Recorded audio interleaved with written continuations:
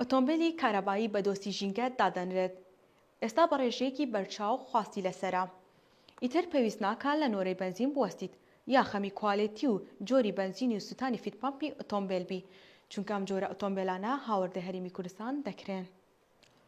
هەواڵەکان ئاماژە بەوە دەکەن ڕێگە بە هاوردەکردنی ئۆتۆمبیلی کارەبا بۆ ناو هەرێمی کوردستان دراوە.